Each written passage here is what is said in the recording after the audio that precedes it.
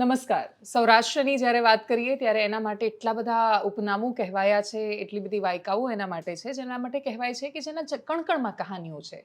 એ દરેક કહાનીઓનો સાર આપણા સુધી સાહિત્ય થકી પહોંચ્યો. એ બધી જેવી વાતો કે જે આપણને જીવન જીવવાની સમજ આપે છે, એક અલગ દ્રષ્ટિકોણ આપે છે. વધારે સારી રીતે જ એ જ જીવન કેવી રીતે જીવી શકાય એ જો તમારે સમજવું છે તો તમને મેઘાણીની કહાનીઓમાં સંભળાશે. એવું કહેવાય કે ઝવેરચંદ મેઘાણીએ સાહિત્ય ઉઘરાવ્યું લોકોની પાસેથી અને પછી એ લોકવાયકાઓ જો આપણા સુધી કદાચ ન પહોંચી હોત તો આપણને ઘણું બધું ન ખબર હોત. ત્યાંના બહારવટિયાઓની વાત હોય કે પછી સૌરાષ્ટ્રની એક ખુમારીની વાત હોય, સૌરાષ્ટ્રની ભક્તિની વાત હોય, સૌરાષ્ટ્રની દિવ્યતાની વાત હોય. અને ન માત્ર સૌરાષ્ટ્ર પણ એ બધી જ વાતો અને વાયકાઓ આખા ગુજરાતની અસ્મિતા સાથે સંકળાઈ અને પછી દેશ દુનિયામાં પહોંચી. એ દેશ દુનિયામાં પહોંચી એનું બહુ જ મોટું અને વિશેષ એક વિશાળ માધ્યમ ડાયરો બન્યું. ડાયરાને જોવાના બહુ જ બધા દ્રષ્ટિકોણ છે, પણ એમાંથી સૌથી સુંદર દ્રષ્ટિકોણ એ છે કે 3-4 કલાક પોતાના મનોરંજન માટે આપ્યા પછી પણ માણસ જ્યારે જાય છે ત્યારે એ વાતોને વાગોળતો રહે છે સતત.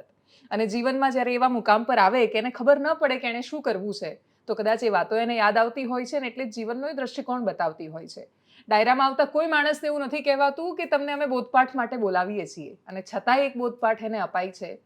એક એવા વ્યક્તિ આજે મારી સાથે સ્ટુડિયોમાં છે કે જેમને તમે એમની હાસ્ય શૈલી માટે સાંભળ્યા હશે, એમના પડઘમ બુલંદ અવાજ માટે સાંભળ્યા હશે, પરંતુ એ જ્યારે એમને હું મળી ત્યારે એમને જે જોયા છે ડાયરામાં એના કરતાં બહુ જ અલગ અને ગંભીર વ્યક્તિત્વ છે. આપણી સાથે માયાભાઈ આહિર છે. Mayabhai, thank you so much તમે અમારે ત્યાં આવ્યા. જી બેન. અને શરૂઆત તો આપણે જેમ વાત થઈ હતી એ રીતે શ્રીરામની વાતથી શરૂઆત કરવી છે અને પછી સૌરાષ્ટ્રની અને બાકીની બધી વાત પણ કરવી છે. પણ ડાયરામાં તમે જ્યારે હસતા હસતા ઘણીવાર બહુ જ મોટા મેસેજ આપી દેતા હોવ છો, ઘણીવાર એવા સાહિત્ય અમારા સુધી પહોંચાડતા હોવ છો કે જે ઘણી બધી વાર એક ક્લેરિટી આપે માણસને જીવવાની. એ બધાની વચ્ચે જ્યારે શ્રી રામચંદ્રની વાત આવે ત્યારે કથા તો તમારા દાદા કહેતા હતા, ત્યારથી એ તમારા લોહીમાં એ આવ્યું છે. એના પછી જો આજે સમાજે શ્રીરામની કહાનીઓને યાદ રાખવી હોય, વાગોળવી હોય એ વાતોને, શીખવું હોય પ્રસંગોમાંથી, જાણવું હોય કશુંક નવું રામાયણમાંથી, તો તમે શું કહેશો? પહેલાં તો જમાવટના દરેક શ્રોતા મિત્રોને મારા જય શ્રી રામ. અને બેન, હું મારે ગણતરી કહું તો રામ છે ને એની પાછળ રામચરિત્ર માનસ લાગે છે. ચરિત્ર શબ્દ કોઈ ગ્રંથમાં લાગતો હોય તો કેવલ રામાયણમાં લાગે છે. તો પહેલાં તો રામચરિત્ર શીખવાડે છે કે આ દેશનો યુવાન ચરિત્રવાન કેવો હોવો જોઈએ, આ દીકરીની, આપણી દેશની દીકરી એ કેવી ચરિત્રવાન હોવી જોઈએ. પાયામાં કાંઈ હોય તો એ ચરિત્ર કહેતા સંસ્કાર અને પરિવાર સાથે કેમ જીવાય, પરિવાર કેવો હોવો જોઈએ, ભાઈ ભાઈનો પ્રેમ કેવો હોવો જોઈએ, મા દીકરાનો પ્રેમ કેવો હોવો જોઈએ, બાપ દીકરાનો પ્રેમ કેવો હોવો જોઈએ, મિત્રનો પ્રેમ કેવો હોવો જોઈએ, અને જગતમાં દુશ્મન કેવો હોય. એક માથાળો નહીં 10 માથાળો હોય તોય આ દેશનો યુવાન ચેલેન્જ કેમ સ્વીકારી શકે અને કેવી રીતે પોતે પાર પડી શકે. અને દરેક સાથે પ્રેમ કરીને ટૂંકી વાત એટલી જ કહું કે હજારો વર્ષ પછી ભગવાન રામને કે કૃષ્ણને ભૂલ્યા નથી આપણે. શિવ, મહાદેવ શું કામ, આ ત્રણની વાત હું કરીશ છે કે જગતનું ઝેર એકલો પી શકે ને એને મહાદેવ કહેવાય. અને જગતે કરેલી તમામ ભૂલોને પોતા ઉપર લઈ શકે, અથવા તો એના માટે જેણે જે કાંઈ કર્યું છે એને ક્ષમા કહી, એને ક્ષમા દઈ શકે, કઈને ક્ષમા દઈ શકે. અને જેના હાથમાં સુદર્શન ચક્ર હોય છતાં શિશુપાલ જેવાની 100 ગાળો સાંભળવાની તાકાત ધરાવે, એ કૃષ્ણ થઈ શકે. રોડ ઉપર બાંગરાય કરીને વાતું કરી શકે, એનાથી ન થાય. એટલે ભગવાનનું પહેલું તો એ જ કામ કે રામ ચરિત્ર શીખવાડે છે કે જીવનમાં, અને પરિવાર કેવો હોય એ રામ શીખવે છે. એટલે મારા અર્થથી એ જ કે ગમે એવડા મહાન હોય, ગમે એટલું હોય, બધું કરી છૂટવાની તાકાત હોય, તો પહેલો વિષય એનો સમાધાન ન હોય, સ્વીકાર ભાવ હોય, એ જ રામ મને તમને જગતને શીખવાડે છે. રામાયણ અને રામના પાત્રો એટલે જેમ કે શ્રી કૃષ્ણ વિશે અને એમની સાથે યુવાનો બહુ સરસ રીતે કનેક્ટ થઈ શકે છે. કેટલાક બહુ પોઝિટિવલી સારી રીતે કનેક્ટ થાય, કેટલાક લોકો પોતાની નબળાઈઓને છુપાવવા માટે કૃષ્ણના ચરિત્રને આગળ કરી દે.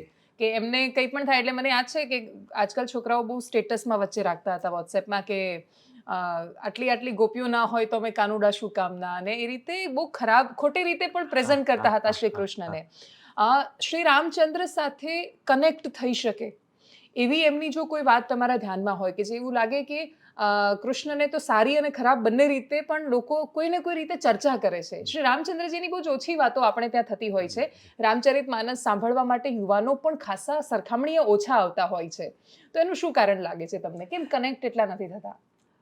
હું ઘણીવાર આ વાતને યુવાનોને કહેતો હોઉં છું પ્રોગ્રામના માધ્યમથી, અને આજે જમાવટના માધ્યમથી કહેવા માગું છું કે આ વાત આવે ત્યારે હું કહું એમ કે ભાઈ જે ગોપીઓના વસ્ત્ર ચોરી શકે ને પછી દ્રૌપદીના વસ્ત્ર પૂરવાની તાકાત ધરાવતો હોય તો એમ ભગવાન રામ પાસેથી આ દેશનો યુવાન, મારે કહેવું હોય તો એણે જે યુવાનોને ભગવાને જે સ્થાન આપ્યું છે અથવા તો પસંદ કર્યા છે, યુવાનો માટે જ રામ છે. પહેલી વાત તો કે વિશ્વામિત્ર પાસે સાથે ભણવા જાય,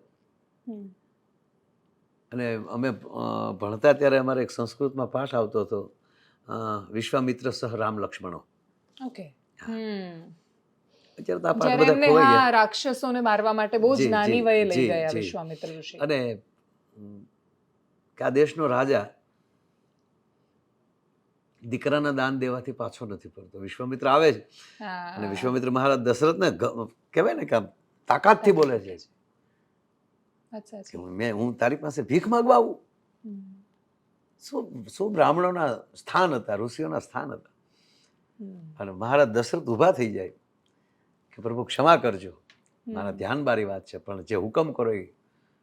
આજે મારા યજ્ઞો અટક્યા છે, રાક્ષસો હેરાન કરે છે,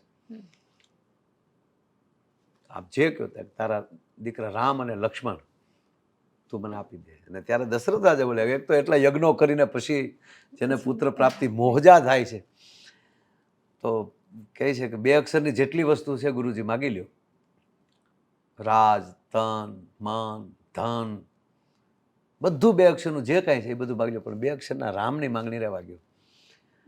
અને આ દેશનો રાજા એના ગુરુ વશિષ્ઠ સામે જોવે અને ગુરુ કેવલ ને કેવલ માથું હલાવી દે તો દશરથ રાજા તરત અર્પણ કરી દે. રામચરિત્ર માનસ 10 થી ચાલુ થાય છે, 10 પૂરું થાય છે. પહેલી વાર વાત કરવા, એક બાજુ 10 રથ છે, એક બાજુ દશાનંદ છે, 10 મુખ છે, અહીંયા 10 રથ છે. 10 ઇન્દ્રિયોને, કર્મ ઇન્દ્રિયને, એ 10 ઇન્દ્રિયો ઉપર જે રથ બનાવી શકે, આડીઅવળી ન થઈ શકે, જેની ઉપર કાબુ રાખી શકે, એની ઘરે ભગવાન દીકરોથી ના આવે. અને જે 10 ઇન્દ્રિયોને મુખ આપી દે, તમારે મન ફાવે મોજ કરો, એની ઘરે દુશ્મનથી ના આવે. એટલે યુવાનોને રામ આ શીખવે છે કે આટલી નાની ઉંમરમાં ગુરુજી લઈ જાય અને ત્યારે પ્રથમ તાડકાનો વધ કરે. મારીસ અને સુબાહુ, મારીસને નથી મારતા, સુબાહુને એના ભાઈને મારે છે. તો હજી જે ભણવા જઈ રહ્યો છે, જો બે કૃષ્ણ પણ અવતાર તમે જુઓ, 11 વર્ષે કામ ચાલુ કરી દે છે. અને 2 કોને મારે છે? પ્રથમ અહીંયા તાડકાને મારે છે, ઓલે પણ પૂતનાને મારે છે. શું કામ? કે જ્યાં એનો અર્થ સ્ત્રી શબ્દ નથી, પણ જ્યાંથી આવા દૂષણો ઊભા થતા હોય, રાક્ષસો ઊભા થતા, એની માં છે, એને ખતમ કરો. રામ પહેલું તો યુવાનો નહીં શીખવા. તમને વિચાર આવે છે? આ દેશના યુવાન અત્યારે વ્યસન બાજુ ફરી ગયો છે. રાતના 1-1, 2-2 વાગે, હું અમદાવાદ ને આ બાજુ કે આપણા સિટીઓમાં કે કોઈ પણ હાઈવે ઉપર કે ઘરેથી નીકળે મહુવા બાજુ, તો રાતે દરેક જેવડું સિટી એવડી હોટલો રાતના 12-12 વાગ્યા સુધી, 1-1 વાગે, 2-2 વાગે પોતપોતાના બાઇક ઉપર એવી રીતે બેઠા હોય, દીકરી દીકરાઓ સિગરેટ પીતા હોય. હા, એ થોડા પૂરતી એને આનંદ મળતો હશે. મારો બાપ આમ છે, આગળ કહેશું ફોન કરી દેશે પોલીસને, કામ કરી દેશે, તેમ કરી દેશે, પણ એને પોતાનું શું? એટલે ભગવાન રામે યુવાનોને કીધું કે જ્યારે સમય છે આ, ત્યારે કોઈ પણ ચુનૌતી મળે એના ચેલેન્જથી સ્વીકારી લેવી. તો એ વિશ્વામિત્ર સાથે જાય અને મહારાજ જનકના યજ્ઞમાં જાય હા. અને બગીચામાં ગયા છે, હા. ઉતારો આંબાવાડીમાં મળ્યો છે હા. અને બગીચામાં ફૂલ લેવા માટે સવારમાં પૂજા કરવી છે એટલે ફૂલ લેવા જાય છે. હમ. અને અહીંયા મા ભવાનીની પૂજા કરવા માટે મા જાનકી આવે છે, કારણ કે એનો સ્વયંવર છે અને મા ભવાનીને પ્રાર્થના કરવા આવે છે. અને આપણા દેશની દીકરીઓને, યુવાન દીકરીઓને કહું જેના લગ્ન નથી, એ રામાયણની અંદરથી આ ભવાની સ્તુતિ જે છે, મા સીતા જે ભવાનીને સ્તુતિ કરે છે, એ સ્તુતિનો જે પાઠ કરે ને, જ્યારે સમય અઠવાડિયામાં એકવાર રોજ થાય તો એને જેવું એકે નહીં, તો એનો મનોકામના પૂર્ણ થતી હોય છે, એની ઈચ્છાઓ પૂરી થતી હોય છે. તો વાત એ છે કે પહેલ તો એને પોતાને કંઈક કરવાની તાકાત હોવી જોઈએ. એટલે યુવાનોને એ શીખવાય છે કે ભણવા ગયા છે, ભણવા મીન્સ કે કેવલ ને કેવલ રક્ષણ માટે ગયા છે, રક્ષા કરતા કરતા ભણાણું છે. અને જ્યારે મારીશ અને સુબાહુને માર્યા એટલે વિશ્વામિત્રને થયું કે હું જેની શોધમાં, તો એ તો ઈશ્વર જેના માટે યજ્ઞ કરું છું એ તો અહીંયા છે. અને હકીકત કથા પણ છે કે પ્રભુ મારે તમારા માટે તું કથા અવતાર થઈ ગયો છે કે ના, મારા માટે નહીં, આપણા બેની વાત નથી, જગત હિત માટે યજ્ઞ જરૂરી છે, માટે હવે યજ્ઞનું રક્ષણ અમે કરશું, જગત માટે યજ્ઞ તમે કરો. અને ત્યારથી એ જનકના, મહારાજ જનકના જે દરબારમાં જાય અને એને ઉતારો આપે છે, ખબર નથી કે સાથે આવ્યા યુવરાજો કોણ છે, એનો પરિચય અપાય. અને આ કથાઓ છે ને બધા એના જીવનના પરિચય અપાવે છે. હવે આ સવારમાં પૂજા કરવી, ફૂલ લેવા ગયા બગીચામાં, અને એવે ટાણે માં જાનકીના દાસીઓ એ ફૂલ લેવા આવે છે. માં જાનકીને, માં સીતાને પૂજા કરવી છે. હવે દાસીઓ જોઈ ગયા બે યુવાનને, ફૂલ લીધા વગર ગઈ કે ફૂલ પછી લેજો, પહેલા તમે જોવો તો ખરા આ કોણ આવ્યા છે, કે જેનું મન હરી લે. આ દેશનો યુવાનને એક પવિત્ર વ્યક્તિ પસંદ કરવી જોઈએ. એ જોઈ જાય એટલે થાય કે ઓહો, આ કોનો દીકરો છે, હજી ઓળખ્યા નથી, જોયા નથી. આજની દીકરીઓ દીકરાઓ બગીચામાં જાય છે તો કદાચ કામ જોવા જતી હશે, પણ મારી માં જાનકી રામ જોવા બગીચામાં આવી હતી, ગાર્ડનમાં. અને એમ જ જોયા પછી માં જાનકી સ્તુતિ કરે ભવાનીને કે હે ભવાની, મારા મનમાં જે છે આનાથી ધનુષ તૂટવું જોઈએ. પાછું શંકા પડે કે અરે આ તો હાવ કોમળ છે, આ કેમ ધનુષ તોડી શકશે, અને કેટલા રાજાઓ આવ્યા છે આના ભાગમાં તો. પણ પાછું ભવાનીને કહે કે બધા એની શક્તિ હરી લેજે. આ દેશની શક્તિ ધારે ને તો પુરુષને શક્તિ અપાવી શકે, અને પુરુષને જેને શક્તિ મળી જાય એ પછી રામ જેવો બની શકે. એટલે જ્યાં સુધી યુવાનની અંદર વિવેક અને સરળતા ન આવે, ભગવાન રામ આ દેશના યુવાન દીકરી દીકરાઓને, માં સીતા અને રામ આ દેશના દીકરી દીકરાઓને પહેલા તો એ વિવેક શીખવાડે છે અને આદર્શ શીખવાડે છે. 100%. અને દશરથના એ સુપુત્રી કે જે ધનુષ કોઈનાથી, જે શિવધનુષ કોઈનાથી ઊંચું ન થઈ શક્યું, એનાથી અશ્વની રમત રમતા એવું કહેવાય છે. એટલે એ પોતે કેટલા શક્તિશાળી હશે કે જેના કારણે એમણે એવા વરની કામના કરી કે મને પણ આ વર રીતે મળે.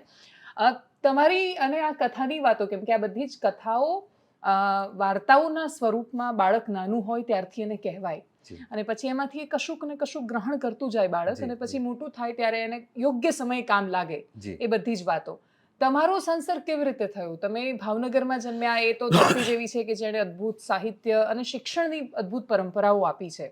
તમે પણ ભાવનગરમાં તળાજા પાસેના જ છો, તો તમે કથાઓ સાંભળવાનું અને પછી કહેવાનું કેવી રીતે શરૂ કર્યું? બેન, ખરું તો કહું આપને કે અમારે ગામડામાં ચોમાસું આવી જાય અને વાવણી થઈ જાય પછી અમારે ખેડૂને કાંઈ કામ ના હોય, કારણ કે પછી તો મોલ મોટો થાય અને 4 મહિના વચ્ચે એકવાર પાણી આવી જાય, એનું નિંદણ કરી નાખીએ, પછી કાંઈ ના હોય, પછી તો એની રીતે જ વધતું હોય છે. વસુ જાણે વસુધરા જાણે. એટલે વર્ષોથી હું નાનો હતો ત્યારથી એ અમારા આજુબાજુના એક અમારા ગામના બટુક ગોરદાદા અને શિવા દાદા ભટ્ટ, એ અમારા ઘરે આવે રાતે વાળું પાણી કરીને 9 વાગે, અને આજુબાજુના એ પાડોશી બધા બેસે અને સાહેબ દીવાના અંજવાળે બેન, ત્યારે લાઇટ નહોતી મારા ગામમાં, કાં હારાના ઘરનું કોઈનું ફાનસ લઈ આવે અને ગોર બાપા દાખલા તરીકે આ વર્ષે રામચરિતમાનસ લીધું તો આખું રામચરિતમાનસ રોજ થોડું થોડું વાંચવાનું એ વર્ષમાં પૂરું કરવાનું. એટલે લગભગ ટોટલી ગ્રંથો મારા ઘરે વંચાણા છે. વારા ફરતી વાંચે, ઘડીક દાદા કે હવે લે, મારા બાપુને કે લે ભાઈ તું હવે ઘડીક વાંચ. એટલે એક આનંદનો આનંદ થાય. અને દરરોજ 12-1 વાગ્યા સુધી, અડધી રાત સુધી એ વાંચવાનું. એટલે એક તો પાયામાં મને એ કથાઓ સાંભળવા મળી છે. અને આપે જે કીધું ને કે બાળકોને વાર્તા, એ ટેવ તો અમસ્તી હતી. દાદા એમ કે ભાઈ બાપુ કે વાર્તા કહો ને, એટલે એ વાર્તા કહે. તો આજે મારા દીકરા ભરતની દીકરી છે, એ હજી મને કહે દાદા વાર્તા કહો. એટલે હું એને વાર્તા કહું કે ગોકુળ હતું ને એમાં કાળોંદરી નદી હતી, એમાં ભગવાન કૃષ્ણ ગેડી દડે રમતા હતા, એમાં દડો ધરામાં ગયો ને લેવા ગયા અને કાળીનાગને નાથ્યો. હવે પાછી પૂછે કે કાળીનાગ કોણ હતો, કુંવર થાતી જાય. એટલે મેં એને અત્યારની ભાષામાં કહું કે બેટા જે કચરો નાખે ને નદીઓમાં એને કાળા નાગ કહેવાય. અને ભગવાન કૃષ્ણએ બેટા પહેલી વાર જળ સ્વચ્છતા અભિયાન કોઈએ કર્યું હોય તો મેં કીધું કૃષ્ણએ કર્યું છે. એને કાળીંદ્રીમાંથી કાળા નાગ, એટલે એવું કરી નહીં તે. અને જ્યારે વાર્તાની ટેવ પડી જશે ને ત્યારે એ કથા સુધી પહોંચશે. એટલે એ ટેવ પડે છે પારણામાંથી. કોઈ માવતરો એમ કહેતા કે આજે મારા છોકરા કીધું નથી કરતા, તો પાયામાં તો વાત આ છે કે વાર્તા કહેતા ભૂલી ગયા. ત્યારે એ બાળક, ત્યારે તો એ બાળક કંઈક વાટે છે, કારણ કે એક એક ઉર્જા, એક ચેતના મોટી થઈ રહી છે, ખીલી રહ્યું છે, એને કાંઈક તો જરૂર છે જ. પછી તમારા આંગણાના બગીચાના ફૂલને તમે તમારે હાથે કોકોકોલા અંદર નાખો તો બળી જાય ને. અને પછી એમ કહે કે અમારા છોડ છે ફૂલ નથી આપતા, તેનું કારણ એ છે કે તમે સિંચન શું કર્યું છે. એટલે આ પ્રશ્ન છે મોટો. અને જીવનની અંદર એ પાયાના જે ગુણ છે એ આ કથાઓ જે છે એ આપણને એ બાજુ ધકેલતું હોય છે. પેરેન્ટિંગની જ્યારે વાત આવે કે મા બાપનું બાળકની સાથેનું વર્તન, તમે સૌરાષ્ટ્રના ગામડાથી લઈને મેગા સિટી સુધીની બધું જ આખી આ સફર જોઈ છે તમે. અને તમે તમારું બાળપણ પણ જોયું અને હવે તમારા બાળકોના બાળકોનું બાળપણ પણ જોઈ રહ્યા છો. ફરક શું આવ્યો છે? એક્ઝેક્ટલી પ્રોબ્લેમ ક્યાં થઈ રહ્યું છે? કે પછી કેમ કે આજની પેઢી સામે બધાને ફરિયાદો છે કે આવું કરે છે, આવું કરે છે, પણ કોઈ નથી કહેતું કે એને આવું શીખવાડ્યું કોણે, એ કેમ આવું બન્યું?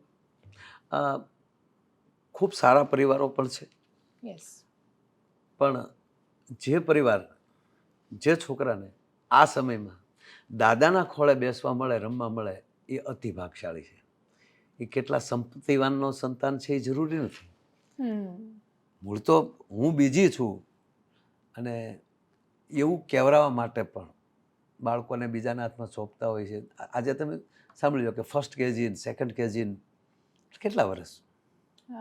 બહુ જ નાના. વાત સાચી છે. હવે જે એક સમય મેં એ જોયો છે બેન, ગામડામાં બધે હોય કે પેલું એને સ્પર્શ કોણ કરે છે, એ પણ એક દીક્ષા છે. પેલું એને મોઢામાં ગળથુથી કોણ પાય છે, એના એક સંસ્કાર હતા કે ફલાણાની ગળથુથી. અને પછી ઓલો થયો હોય ને તો એમ કે એ ઓલાની ગળથુથી છે, એમાં કાંઈ ન ઘટે. જેનું સંતાન છે એટલું જ ગૌરવ ગળથુથી, કારણ કે પેલો સ્પર્શ, પેલી દ્રષ્ટિ. 1.25 મહિના સુધી બાળકને બહાર નહોતું કઢાતું. તો અત્યારના સમય પ્રમાણે એ જરૂરી નથી, પણ એને જ્યારે જરૂર છે, જ્યારે સમયનું કીધું નથી કરતું ત્યારે ફરિયાદ ચાલુ કરી છે આપણે. પહેલાં તમારે જ સમય નથી એટલે તમારે તમારા મોબાઈલમાં કામ કરવું છે, તમારા છોકરાને રમાડવો નથી, તમારા છોકરાને વાર્તા નથી કરવી, એટલે એના માટે તમે બીજો મોબાઈલ આપી ગયો છો. એના માટે તમે એવું રમકડું આપી ગયો છો કે તમારી કરતાં સારું લાગે છે એને. વાત સાચી છે. એને માં કરતાં વધારે સારું ન લાગવું જોઈએ. એક વચ્ચે દાખલો દઉં કે મેળાની અંદર મેળો હતો ને માણસો અને જતા હતા મેળામાં, તો રસ્તાને કાંઠે જ આ એક ઝૂંપડામાં એક બેન રહે, પોતે વિધવા છે, એક દીકરો છે, પણ ખાનદાનીથી એની રીતે મજૂરી કરીને જીવે છે. હવે રસ્તે માણસો જતા હતા, આ દીકરો બાળક પૂછે છે માં બધા ક્યાં જાય, કે બેટા આગળ એક ઓલો આપણું ધામ છે ને ત્યાં મેળો છે, આપણે ન જવાય? બેટા આપણે ના તો પડે ને દીકરાને આગળ. હમ. પણ બેટા આપણે જવાય, પણ ત્યાં ભીડ બહુ હોય ને બેટા, બહારથી બહુ આવ્યો હોય ને આપણે ભીડ હોય તો જવાતો હોય તો મા મને લઈ જાય ને. જો પહેલો પ્રશ્ન શું પૂછ્યો કે આપણે જવાય? હમ. જો મા એમ કે ન જવાય તો મા એક અભણ માએ કેટલું લાંબુ વિચાર લીધું. કાલે સમજણો થશે તો એમ કહે છે કે મારી બાતીથી ખોટું કેમ બોલી. હમ. બેટા જવાય, પણ ભીડ બહુ છે. ભીડ શેની છે કે ત્યાં જઈશ તો કાંઈક માગશે તો આનું શું લઈ દઈશ, મારી પાસે કાંઈ છે તો નહીં. બહુ કીધું માં તો લઈ જાય, મોઢું ધોઈ નાખ્યું. સાહેબ ટુવાલ ગણો, રૂમાલ ગણો, એ બસ માનો શેડો જ હતો બધો. એનો એ માનું ઓઢણું હોય એનો શેડો, એનું મોઢું પણ સાફ કરી નાખે, એનું નાક પણ સાફ કરી નાખે, અને બગડેલો શેડો માં એની કમરમાં ભરાવી દે કે જેથી કરીને સમાજ ન જોઈ શકે. અને મેળામાં લઈ ગઈ માં. જેમ જેમ અંદર જાય તો કોઈ રમકડાની કોઈ એવી દુકાનો આવે, માં મને ઓલું લઈ દે ને. લીધું બેટા, આ થોડાક આગળથી લઈએ, આપણે થોડાક આગળથી લઈએ. એમ કરતાં કરતાં એમ થયું પછી આમ ફેરવીને લઈ તો વાત ભૂલવાડી દે. એ મેળામાં જ્યાં જ્યાં આગળ જતો જાય દીકરોને પૂછે, માં બોલું લઈ દે. બેટા આગળથી હો દીકરા, આગળથી લઈ દે તને. પાછળ એક વડીલ હાલ્યા આવે છે, જોઈ ગયા કે આ બેન પાસે પૈસા નથી, ગરીબ છે, ભાતે ભાતે થીગડા છે હાડલા, અને દીકરાને મેળામાં જ લાવી છે, પણ એટલે વડીલથી ન રહેવાનું નહીં. થોડોક આગળથી બાજુમાં આવે છે કે જય માતાજી, જય માતાજી. આ દીકરો ક્યારનો માગે, હું લઈ દઉં કે ના ભાઈ, હું તું બે ભાઈ આપણે બેન ભાઈ તરીકે ઉભા રહી દુકાને. મારો દીકરો રમકડું લે અને તું એના પૈસા દે, કાલ કોક જોઈ જાય તો જુદા અર્થો કરે. એની કરતાં હું હમણાં મારા દીકરાને પંપાળી લઈ, પણ એ મારાથી ન થાય. બોલાની આંખમાં ભાવ આવી ગયો. કાંઈ વાંધો નહીં બેન, આપને જેમ સારું લાગે. એ આગળ આગળ હાલ્યા જાય, ભાઈ પાછળ પાછળ હાલ્યા જાય. મા દીકરાનો પ્રેમ જોતો જાય. ખબર છે કે એના દીકરાના બાપની ગેરહાજરી છે. એમાં વચ્ચે કોઈ ઢોર પડે મેળામાં અને હફડા તફડી બને છે, દોડધામ થાય છે. એમાં મા દીકરો છૂટા પડી જાય છે. અને દીકરો મેળામાં માને ગોતે છે, માં. અને ઓલાને શું મોકો મળ્યો છે, એકલા દીકરાને તેડી અને દુકાને લઈ જાઓ, આને કાંઈક આપવું. દીકરાને તેડી લીધો અને પછી દુકાને જાય છે. બેટા કયું રમકડું જોતું તારે, કયું રમકડું જોતું? ત્યારે દીકરો કહે છે, મારે એકે રમકડું નથી જોતું, મારી મા જોવે છે. બસ આ માવતરની ભૂખ જ્યાં સુધી માવતર નહીં લગાડી શકે, આપણે રમકડાની ભૂખો લગાડીએ છીએ, આપણે ગેમોની ભૂખો લગાડીએ છીએ. શું કામ કે મને શાંતિ, મારે વોટ્સઅપમાં વાત કરવી છે, મારે બીજી યારે વાત કરવી છે. જ્યાં સુધી સંતાનોને એનું હૃદય ન આપે અને એની ભૂખ ન લાગે ત્યાં સુધી બીજું કાંઈ નથી. ભૂખ લગાડવી જોવે કે અમારે કાંઈ નથી જોતું, અમારા માવતર જોવે છે. સાહેબ આ દેશમાં વૃદ્ધાશ્રમો બંધ થઈ જાય. વૃદ્ધાશ્રમ આ દેશની દેન નથી, આ તો સરવણની દેન છે. આ ધરતીએ સરવણ આપ્યા છે. એટલે મૂળ માવતરોએ પોતાનો પરિચય બાળકને આપવો પડે કે દરેક કરતા અમે મહાન રહીશું તો જ સંસ્કાર આવી શકે, નકર ન થાય. તમે આજની શિક્ષા વ્યવસ્થામાં કેમ કે એટલા માટે કેમ કે તમે શ્રવણની વાત કરી, અમે એક દર્પણ નામે એક કાર્યક્રમ કરીએ છીએ જેમાં અમે ઘણીવાર આવા બધા પાત્રોને લઈને કે રામજી વિશે કે કૃષ્ણ વિશે કે શ્રવણ વિશે કેટલા લોકો જાણે છે એવું કરીને આ બધી અલગ અલગ યુનિવર્સિટીઝમાં જઈએ અને કમનસીબે એટલીસ્ટ 50% છોકરાઓ અમને એવા મળતા હોય છે કે જેમને નથી ખબર હોતી કે શ્રવણ કોણ, કે એમને એ પણ ઘણીવાર નથી ખબર હોતી, કોઈ સંબંધો નથી જાણતા, એમને ભગતસિંહ ઘણીવાર નથી ખબર હોતી. તો એ લોકો એવો જવાબ આપતા હોય છે કે ભાઈ અમે કોઈ દિવસ ભણ્યા જ નથી, તો એટલે મા બાપની એક જવાબદારી એ તો ચોક્કસથી ચૂકાઈ, એટલા માટે જ એ લોકોને શ્રવણ વિશે નથી ખબર. તમે જ્યારે ભણતા હતા ત્યારે એ વખતે શાળાનું શિક્ષકોનું વાતાવરણ અને આજનું વાતાવરણ એ બંનેમાં તમે ફરક જોઈ રહ્યા છો? ઘણો ફરક. હું મારા સ્કૂલના સ્ટાફની સાથે ઘણીવાર આ વાત હું કરું છું કે દાખલા તરીકે મારું ગામ હતું તેમાં 1 થી 4 ધોરણ, બાજુનું ગામ કુંડવી, બોરડામાં પછી 10 ધોરણ સુધી. હમ. હવે અત્યારે તો 12 સુધી છે, પણ Okay. હું જ્યારે ભણતો ત્યારે હમ. તો 1 થી 4 ધોરણ જે હતું એમાં મારા શિક્ષક એક જ હતા. હમ. 1 થી 4 ધોરણે ભણાવતા હતા. બીજી વાત, એ શિક્ષક કેવલ ભણાવતો નહોતો, એ શિક્ષક ગામની વ્યવસ્થા પણ કરતા. ઓહ. એ શિક્ષક કેવલ સ્કૂલ બંધ કરીને વયો જાય પછી કાંઈ નહીં. મારી ભૂલ થઈ હતી, હાજે મારી ઘરે બેસવા આવતો હતો. અને એ મારા પરિવારને, દાખલા તરીકે કોઈ XYZ, એના હા. પરિવારને એવી રીતે વાત કરતા કરતા કહેતો હતો. પહેલાં ખૂબ વખાણ કરતો હતો, બહુ છોકરો સરસ ભણે છે. હમ. કાં ઘટતું હોય તે કહેતા કે આને છેદ આ લઈ દેજો. અને એ બધું કંઈ વખાણ કરે, બાજુમાં બેસાડે, અને બધું બેસાડ્યા પછી એમ કહેતા કે જો ઓલા તોફાન ન કરતો. હા. અને ત્યારે એ બજારમાં નીકળતા હતા ને હમ. તો એ શિક્ષકની અદપ રહેતી હતી. એટલું નહીં, મેં ગામડામાં જોયું છે બેન કે કોઈ વડીલ, ત્યારે તો થોડું ઘણું ગામડામાં બધે હોય ને, થોડુંક લેતા સાટો પાણી કોઈ લેતું હોય, બરાબર, પણ એ એક કેટેગરી વાળો માણસ લેતો હતો. હમ. હમ. અચ્છા. હા, એની એક ઇમેજ હતી. હા, એ મેં જોયેલું છે નાનપણમાં કે ફલાભાઈના વાડે મહેમાન આવ્યા છે ને થોડુંક પીવા બેઠા છે, તો ત્યાં કોઈ મહેરબાન એક એક ગરીમાં એક બોલ, એક એના વખાણ નથી કરતો હું, હા. હા. પણ શિક્ષકને જોઈ જાય હમ. એટલે રસ્તો ચૂકી જતા હતા. ઘરે સાહેબ આવી ગયા આપણા. વાહ. આ સાહેબ આવી ઇજ્જત કેમ કમાણા છે? હમ. શું કામ? એણે એ ગુરુત્વ પેદા કર્યું છે. અને એટલી જ ભય વાલી નહોતો કે તારા વાલીની ચિઠ્ઠી કાઢી લેતો આવજે.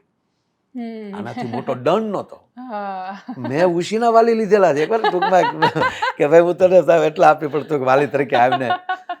અને આજે મારા શિક્ષકો મને મળે છે તો કે તું બહુ આવું કરતો. તો એક જે અદબ હતી બેન, હમ. એ પોતાથી જ ઊભી કરવી પડે. વાત સાચી છે. એટલે એ શિક્ષકો એક ગુરુ તરીકેનું સ્થાન નિભાવતા હતા. હમ. ગામની જવાબદારીઓ લેતા હતા. ગામમાં લગ્ન થાય કંકોત્રી લખવા એ બેઠા હોય, ભણવા વાળો કોઈક હોવો જોઈએ ને લખવા વાળો. એટલે એક શિક્ષક ઘણું બધું કાર્ય કરતા હતા. હમ. આજે પણ કોઈને અત્યારે ઘણા બધા કામો શિક્ષકો કરી રહ્યા છે, હમ. એને હું અભિનંદન આપું કે અત્યારે એક આખો નવો એક ટ્રેન્ડ થયો છે. વાત સાચી કે છે. આ એટેકને રોકવા માટેના જે, હા, એટલે કેવી રીતે હા, કોઈને બચાવવા, એવા થેરેપી પણ કેવી ક્લાસ રીતે ચાલુ આપવી. કર્યા છે. એવી એ વાત પણ સાચી. ટ્રેનિંગ પોતે લઈ આવે છે. હા, અને CPR આપવાની ને CPR બધું જ. આપવાની, રાઈટ. તો એ બધું કાર્ય અત્યારે ધીરે ધીરે પાછો શિક્ષક કર્યો છે. અને ભારતને ગમે, ગુરુ શું કરી શકે એના આપણા માધ્યમથી ક્યારે આવી વાત કરાય નહીં, પણ માફ કરે બધાય. મહાભારતના 3 ગુરુ છે. હમ. ગુરુ દ્રોણ, ભગવાન પરશુરામ, હમ. ત્યારે ભગવાન ને ત્યારે ગુરુ છે એ. હા.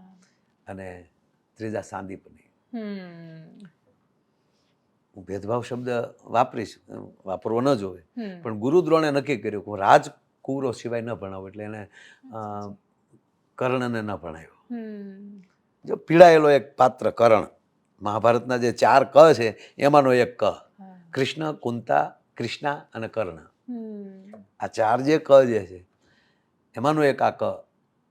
સામે પરશુરામ દાદાએ કીધું કે હું હું બનાવીશ. ક્ષત્રિયને ન ભણાવું. હમ. તો ભગવાન પરશુરામના 3 શિષ્યો છે ત્યાં, હમ. ગુરુ દ્રોણ, ભીષ્મ પિતા અને કર્ણ. કર્ણ. હતા એક પક્ષમાં, પણ એક કક્ષમાં ન બેસી શક્યા. અને આ ગુરુ દ્રોણની આ ભેદ તો કૌરવ અને પાંડવો, પાંડુ રાજાના સંતાનો, ધૃતરાષ્ટ્રના સંતાનો બેયને એને ભણાવ્યા, હમ. પણ એક પંગતમાં એ જમી ન શક્યા. અને ગુરુ સાંદીપન. એણે ભણાવ્યા. કોણ યદુનંદન કૃષ્ણને, કોણ સુદામા. સાદેપને ભણાવ્યા એટલે પ્રેમ પેદા થયો કે દ્વારકાની નગરી રાજાને ખબર પડી કે મારે હું જેની સાથે ભણતો હતો એ આજે મારી પાસે મને મળવા આવ્યા છે. તો એ એક ગુરુ જે છે એ ક્યાંક એક જુદી ભૂમિકા ભજવી દેતા હોય છે. અને એ પાયાનું નવું સર્જન એ આ દેશનો ગુરુ જ કરી શકે. એટલે ગુરુ, મને હમણાં એક ભાઈએ કીધેલું કે ભાઈ ચંદ્ર ઉપર ગુરુત્વાકર્ષણ નથી. એટલે મેં હસતા હસતા કીધું, મેં કીધું ન્યૂટને આ શોધ્યું હા, હા. ગુરુત્વાકર્ષણ, તો કે એણે નહોતું શોધ્યું એ પહેલાં કંઈ સફરજન ઉપર નહોતા જતા, એના માથામાં પડ્યું ને કીધું ને, પણ શબ્દ ભલે એણે શોધ્યું ને શબ્દ સારો આપ્યો, હમ. શુદ્ધ ગુજરાતી આપ્યો છે, અંગ્રેજી નહીં. મેં કીધું કેમ થાય કે ગુરુત્વાકર્ષણ, હા. ગુરુઓનું આકર્ષણ. એક પૃથ્વીના ગોળા ઉપર જ ગુરુઓ છે એટલે એનું આકર્ષણ છે, એટલે ગુરુનો મેન ભૂમિકા રહી છે. અચ્છા, મને તમારા પ્લોટનું શું થયું? ચંદ્ર પરથી મને યાદ આવ્યું. હા, મને કીર્તિભાઈને ટૂંકમાં એક અમેરિકામાં કોઈ એક એવી વ્યક્તિ છે એટલે અત્યારે જો કેવું છે બેન કે જે દુનિયામાં નવું કરો ને એ ચાલે. વાત સાચી છે. હું એમ કહી દઉં ને કે અહીંથી તમને સબમરીનની અંદરથી દરિયાના પેટાળમાં લઈ જઈશું. 300 ફૂટ દરિયાના પેટાળમાં અમે એક નગરી બનાવી છે અને એમાં ફ્લેટ બુક થાય છે. એટલે ત્યાં એક ભાઈ એવા છે કે ભાઈ કોર્ટમાં કેસ જીતી ગયા છે ને એને એટલે કાંડ પણ છે એનું. પણ આ લોકો કેવલ ને કેવલ અમારા સન્માન, આપણે કેમ તમે સરસ આપણે કોઈ મોમેન્ટો બનાવે તો એક એ રીતે તમને પ્લોટ આપ્યા, કે પ્લોટ આપ્યા એને એ રીતના એના સર્ટિફિકેટ કરીને એટલે સર્ટિફિકેટ ખાલી રાખ્યા છે. અને પછી મને પહેલાં પૂછ્યું ત્યારે મેં કીધું કે ના, ચંદ્ર તો આખો અમારો છે. એક તો ચંદ્રવંશી છીએ અને બીજી વાત કે અમારી માવું. સાહેબ તમે બેન જોવો તો ખરા કે આ ભારત વર્ષ આપણા 9 ગ્રહનો પરિચય આપણી માવું ગાતા ગાતા આપી દેતી હતી. જો બેટા, ચાંદા મામા ગ્રહને મામા સાથે એનો ભાઈ બનાવી લે માં. એટલે આપણી અમેરિકાને 450 વર્ષ કે કેટલા વર્ષ થયા છે ખબર નહીં મને બહુ, પણ એટલા વર્ષથી બહાર નથી એમ, જેની ઉત્પત્તિ કે જેનો શોધ. બરોબર. તો આજે આપણું કેવું થયું, કોઈક અમેરિકાનો વૈજ્ઞાનિક કહે ને આપણે સ્વીકારી લઈએ. પણ એલા એ તુલસીદાસ કરતા નાનું છે. એક બીજેથી સ્વીકારવાનો જે ભાવ હોવું જ જોઈએ, બધેથી લેવું જોઈએ, પણ આપણી સંસ્કૃતિને ભૂલીને નહીં. અંગ્રેજી શીખવું જ જોઈએ, 100% શીખવું જોઈએ, પણ આપણી ભાષાને ભોગે નહીં. બીજા સારા પરિવારને તમારે સ્વીકારવો જોઈએ, પણ માને ભોગે નહીં. એ વસ્તુ છે. હા, એટલે પોતાનાની શરમ કેવી રીતે આવી શકે.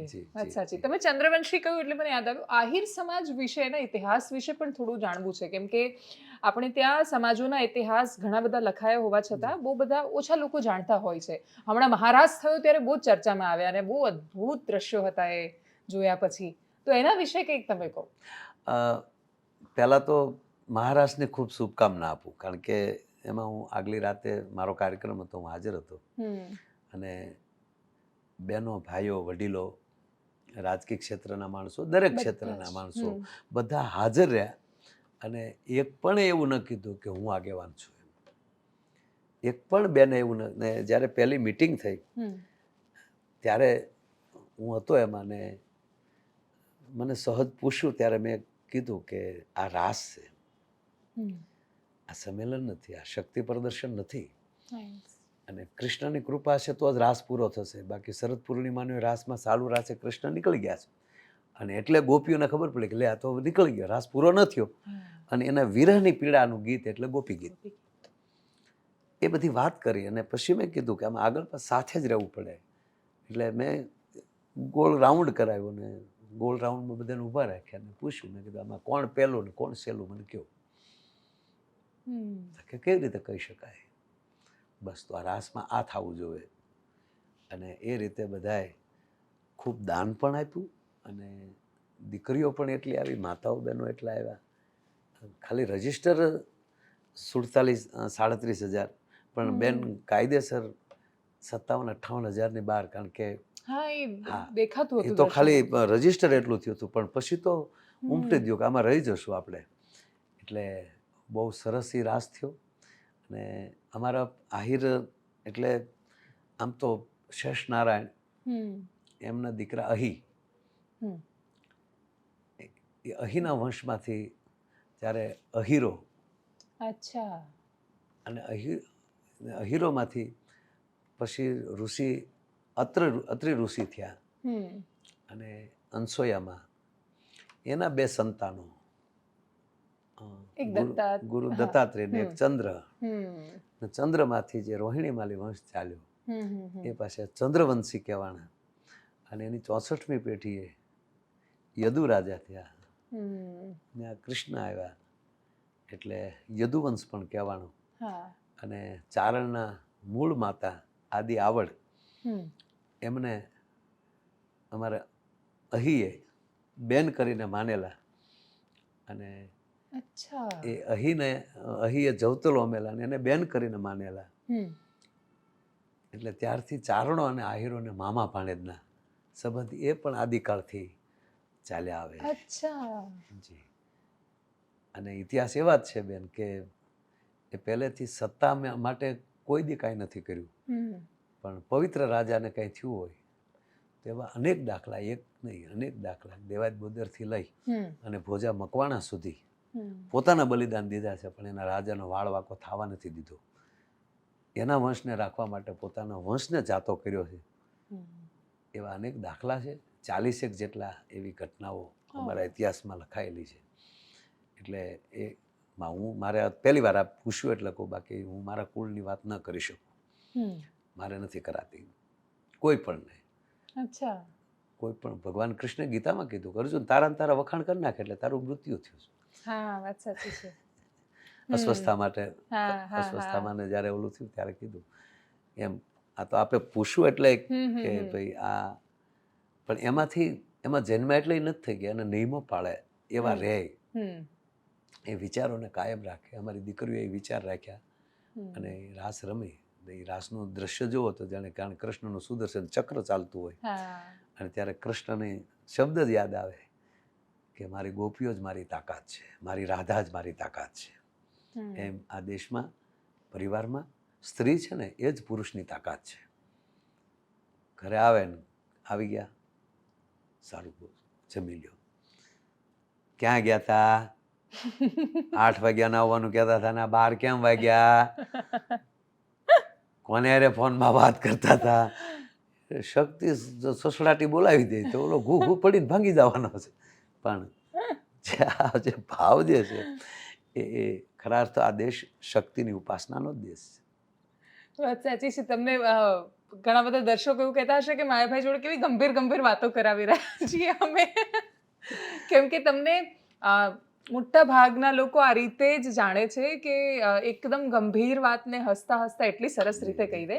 તમે જે સાહિત્યનું સર્જન કરો છો એની અંદર ખાસું બધું તત્વજ્ઞાન છે જે હું સાંભળી રહી છું એટલીસ્ટ એટલામાં તો. અને બીજું કે એ સ્ફૂરીને કદાચ આવ્યું હશે એવું હું માની રહી છું. એ કેવી રીતે આ બધા કેરેક્ટર્સ, આ બધા શબ્દો, કેમ કે આના માટે તો કોઈ કોર્સ નથી હોતો, આના માટે ભણવાનું નથી હોતું, તો સીધા જ જ્યારે હજારોની મેદની તમને સાંભળતી હોય ને પછી તમે આ વાતો કહેતા હોય તો કેવી રીતે એ સર્જન થાય છે? બેન ખરું વાત એ છે કે જ્યારે તૈયારી તો કોઈ હોતી જ નથી. અમે ઘણી વાર તૈયારી કરીને જઈએ ને તો સામે બીજા જ નીકળ્યા હોય. એમ ન માનતા કે અમારા બધે પ્રોગ્રામ ફર્સ્ટ ક્લાસ જ જતા હોય ને બધા રાહે બેઠા હોય ને અમુક જગ્યાએ રાહે હું પ્રોગ્રામ કરીને વૈયા જાય ત્યાં સુધી ન મળતા હોય. આવ્યા થા ઓલા આવ્યા થા એમ પૂછે. ઘણા તો એટલો થાકેલો હોય ને તો આપણે પ્રોગ્રામ પૂરો કરીએ ને ત્યાં એ જાગ્યો હોય, એ ભાઈ ચાલુ કરો, ચાલુ નહીં પૂરો થઈ ગયા વૈયા જાય બધા. એ અમને કહે વૈયા જાય બધા, ચાલુ કરો. પબ્લિક ઓલું જાતું હોય ને વૈયા જાય, વૈયા નહીં તું વૈયો જાય હવે હાવ. એટલે એ અમારું ધાર્યું નથી થતું, પણ એક અંદર તૈયારી જે રાખવાની કે સ્ટેજ ઉપર બેઠા પછી સામે જો આમાં બે અર્થ થાય બેન, કે સામે બેઠા એટલે જેવો પવન એવી ઘોડી માંડવાની ના, મતલબ કે સામે જો દાખલા કે સ્કૂલમાં હોય, સ્કૂલમાં બાળકો સાથે પ્રોગ્રામ ત્યાં અમારે મોટી મોટી વાત કરવાની હોય. આપણી બાળ વાર્તાઓ તમે જોવો ને બેન તો બધી મોટી મોટી વાત સાચી છે. વિશાળ દ્રશ્યો બતાવે. એક મોટું નગર હતું, નગર જ હોય, મોટું કવડું હોય. શું કામ? પણ મોટું ગઈ ને તો નાનું અંદર આવી જાય, કારણ કે સામે નાનું છે. અને જેટલા મોટા માણસો હોય ને એની પાસે ઝીણી તત્વજ્ઞાનની વાત હોય. એકચ્યુઅલી પછી આમ છે ને એ ઝીણી વાત કરો ને એટલે મોટામાં ખુશી જાય પાછી, જેને આપણે તત્વજ્ઞાન કહીએ નથી. ઘણા આમ કવિતાઓ લેતા હોય ત્યાં ઓગળી જતા હોય, જાણે ઝાડ ઉગ્યું મેતે મેતે એટલે નાચે આચે જ ઉગે, કે એમાં પંપ ન મારવો પડે. જ્યારે પવનની ફટકી લાગી, હવે ભાઈ લાગી જ હોય પવનની ફટકી. જોકું આવ્યું અને મને યાદ આવ્યું. હું જોકું આવ્યું યાદ, જોકું આવ્યું ને હુઈ જવાનું હોય, યાદ ન કરવાનું. યાદ આવે ને કોઈ દી જોકા ન આવે. પણ એક સામે જે રીતે બેઠા હોય અને એક એ લોકો કેવા મૂડમાં છે. કલાકાર છે એ બગીચાનું ફૂલ છે, એને તમે કેવી રીતે ખીલાવા માગો છો એ રીતે એમ અમે એક હળવા મૂડમાં જ કોઈ જાતના ઓલા વગર અને જ્યારે સ્તુતિ કરી લઈ અને ક્યારેક ઓટોમેટિક એ પ્રવેશ કરતો હોય, કારણ કે જેવી રીતે આત્મા ફરતો હોય અને એને પાછો જન્મ માટે એ શરીર ગોતતો હોય છે, એમ શબ્દો પણ ઉતરવા માટે કોઈને ગોતતા હોય. તમે એટલું બધું હું ખૂબ સાંભળું છું, આપને પણ જોઉં છું, તમે એવા વિદ્વાનોથી લઈ અને રાજકીય ક્ષેત્રથી લઈને દરેક ક્ષેત્રના વ્યક્તિ સાથે, તો તમને જે ઓટોમેટિક જે પ્રશ્નો ઉદ્ભવે છે એ બધાય સાથે સરખા નહીં ઉદ્ભવે. શું કામ કે અહીંથી આ લઈ લો વાત, અહીંથી આ વાત લઈ લો, એમ અમને એવું થાય કે આજ આ વાત કહી દઉં, આજ આ વાત કહી દઉં. કોણ? આ સાંભળનારો છે. કારણ કે અમે ગાયું ભેંસું રાખી છે, તો દોવા બેસીએ ને એની ઉપરથી ગાયને ખબર પડી જાય કે મારો દોવાવાળો કોણ છે. અને દોહન ન આવડતું હોય તો એ દૂધ એટલું ન કરી શકે, પણ સરખું દોતા જેને આવડતું હોય એટલે બીજા કરતાં 2 કિલો દૂધ વધારે કરશે. શું કામ કે એ એક દોહન કરનારો. આ શબ્દ બહુ જ અલગ છે. દોહન કરવું, મેળવવું, જે પ્રાપ્તિ કરવી.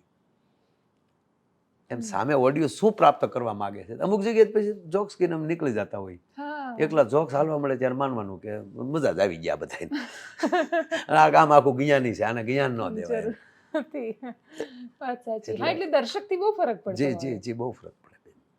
એવું થાય છે ડાયરાઓમાં, એટલે જે મારું ઓબ્ઝર્વેશન છે કે જે ઘર કે જે જ્ઞાતિ કે જે સમુદાયે આયોજિત કર્યું હોય, એ લોકોને શું એવી અપેક્ષા હોય છે કે થોડી અમારી પ્રશંસાઓ પણ થઈ જાય? હા, એ ઘણી જગ્યાએ એવું હોય છે કે ભાઈ અમે એવડો ખર્ચો કર્યો, વારંવાર અમારું દાતાઓનું નામ આવવું જોઈએ, એવું અમુક જગ્યાએ થાય છે, બધે નથી થતું. બાકી તો અત્યારે ખૂબ એવા માણસો જોયા છે કે પત્રિકા ના આપે કે ભાઈ ગામનું જ કહેજો.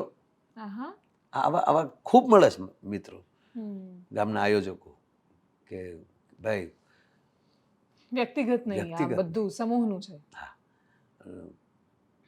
સમૂહનું છે કરતાંય તે ભાઈ ગામમાં ખોટું હોય કે ભગવાને દીધું છે. આ શેરીમાં અમે હમણાં રખડતા ભાઈ, જે જેના ભૂતકાળને નથી ભૂલ્યો, જે શેરીને નથી ભૂલ્યો, જે ગામને નથી ભૂલ્યો, અને એ જ્યારે કાંઈક દાન કરતો હોય ને ગામમાં, ત્યારે ભગવાનનો મોટામાં મોટો એ પાડ માનતો હોય છે કે ભગવાન, આ મંદિરે હું હમણાં ઝાલરું વગાડતો હતો અને આજ તે મંદિરનો મને દાતા બનાવી દીધો. આજે આ ગામમાં હું આમ કરતો હતો, આજે ગામમાં મને માનમોભો બધા હું આવતા ઊભા થઈ જાય છે. બસ એ પોતાપણું.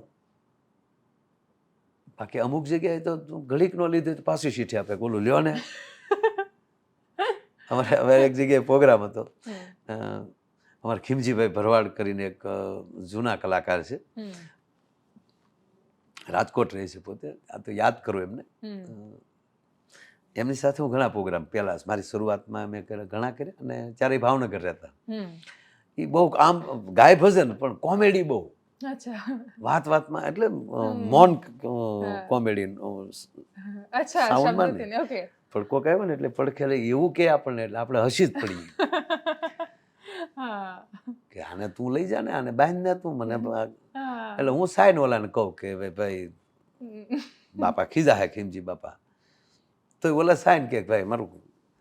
એક જગ્યાએ ગયા એટલે એને લખીને આપ્યું લિસ્ટ કે અમારે જે આ બાપુ છે એ આ બાજુમાં ભોંયરું છે, અને ત્યાં એને યજ્ઞ જ કરે છે, અને ઊભા પગે રહે છે ને કાંઈ એક પગે રહે છે, અહીંયા બહુ એણે તપ કર્યું, અને અનેક એટલા પરચા છે, ને ફલાણાને આ કામ કરેલું ને એવું લાટ લખીને. હવે તાત્કાલિક તો બધું, એટલે ખીમજીભાઈ કે બાપા ખમ ને, હું આગળ આ 2 ભજન પૂરા થઈ જાય ને એટલે હું નજર ફેરવી લઉં. એટલે પાછો એક ગયો એટલે બીજા એને જે જવાબ દીધો બીજા સેવકને ખબર નથી. એટલે ઓલે કીધું આ આપણા બાપુનું બોલ્યા કેમ નહીં? ઓલે કે તું જાય ને હું તો કી આવ્યો. એટલે ત્રીજો આવ્યો, એટલે ભાઈ એકને જ કીધું છે થોડી વાર ખમો. ત્રીજા જણા આવ્યો ને એટલે એને વગાડવાનું બંધ કરાવ્યું. કે સાંભળો ભાઈ, આ જગ્યાના જે મહંત છે, ઓહો હું તો એક જ વાર એને, ખીમજીભાઈને બિલકુલ વાળ નથી. અચ્છા. જે તે સમય હતા પણ કોઈ ઓલું થયું ને એમાં વાળ બધા માથાના નેણ બધું વહી ગયું હાવ. ઓકે. આમ લાગે સારા, આમ સસમા બસમાં પહેરીને બેઠા હોય એટલે સરસ લાગે બેઠા હોય. અને દાઢીનો ખર્ચો જ નહીં, પછી વાળનો નહીં, એટલે અડધી ઓલું નહીં કહે. એટલે ખીમજીભાઈ ખૂબ આમ, એટલે એણે બંધ કરાવીને કીધું આ બાપુ જેવું કોઈ બાપુ નહીં. હું પહેલી વાર દર્શન આવ્યો, મારા શરીર ઉપર એક વાળ નહોતા, 3 વાળ ઉગ્યા ને આવ્યા પછી ઓલાને કે બસ હવે લે કે. એટલે ઘણું બધું ઘણી જગ્યાએ એ પણ થતું હોય છે, પણ સમય એ પણ કરવું પડે. અને ત્રીજી વાત કે એ ઘણી જગ્યાએ બેન કે માણસોને અમે અંધશ્રદ્ધામાં નથી લઈ જતા, પણ હવે એને લીધે એ વિસ્તારમાં બધું સારું ચાલતું હોય. તમારું ટીકડીથી માથું ઉતરે છે કે બાપુની ભભૂતિથી ઉતરે, ફેર ક્યાં છે? આપણે ઉતારવાનું છે માથું. અને એને લીધે જો સમાજમાં સરખું થતું હોય તો એ જગ્યાઓ જરૂરી છે, એવા સ્થાનો જરૂરી છે. અને એ એક ભાવનાનો વિષય થાય. અને એ પણ ખરી વાત છે કે તમારું મગજ એમાં જ વયો જાય તો આખું હેન્ડલિંગ તો મગજ જ કરવાનું છે. ડેડકો કઈડ્યો હોય ને એરું અડાડી ગયો એટલે એ માણસ મરી જવાનો છે. શું કામ? એને સાપ જ દેખાવાનો છે. એ ભય એને મારીને. આ કોરોનામાં જેટલા કોરોનાથી નથી મરી ગયા એટલા ભયથી મરી ગયા. અમુકને ખાલી રિપોર્ટ આવ્યા કે તમને કોરોના છે તે એટલું જ બોલ્યું કો રોના ત્યાં જઈને બોલ્યા, એટલે એટલી સ્પીડથી વૈયા ગયા.